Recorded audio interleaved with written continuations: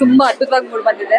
Interval block ಮಾತ್ರ ತುಂಬಾ awesome ಆಗಿತ್ತು. ಅಂದ್ರೆ ಪ್ರತಿಯೊಂದು ಶಾರ್ಟ್ ಅಲ್ಲೂ ಲೈಕ್ ಅವರ ಶ್ರಮ ಎತ್ ಕಾಣ್ತಿದೆ, ಇಡೀ ತಂಡದ ಶ್ರಮ ಎತ್ ಕಾಣ್ತಿದೆ.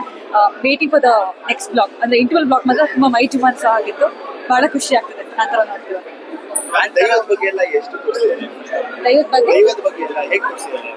ಅಂದ್ರೆ ಇವಾಗ ಸ್ಟಾರ್ಟ್ ಆರಂಭ ಆಗ್ತಾ ಇದೆ. ಅಂದ್ರೆ ಇಂಟರ್ವಲ್ ಬ್ಲಾಕ್ ಅಲ್ಲಿ ಆ ದೈವದ ಒಂದು ಮಹತ್ವ, ಒಂದು ಏನಂತಾರೆ ಆ ಹುಲಿ ಮುಖಾಂತರ ಇಟ್ಸ್ ಕಮಿಂಗ್ ಔಟ್ ಅಂತ ಹೇಳ್ಬೋದು.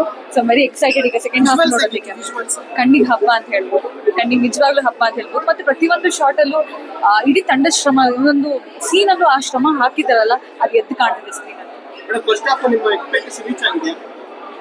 ಸದ್ಯ ಹೇಳಕ್ ಇಷ್ಟಪಡಲ್ಲ, ನೀವು ಬಂದು ನೋಡಿ ಅಂತ ಹೇಳ್ತೀನಿ. ಅಂದ್ರೆ ಆ ಸ್ಪಾಯ್ಲರ್ ಆಗ್ಬಿಡುತ್ತೆ, but you love it. Kantara ನಿಮ್ಗೆ ಇಷ್ಟ ಆಗುತ್ತೆ.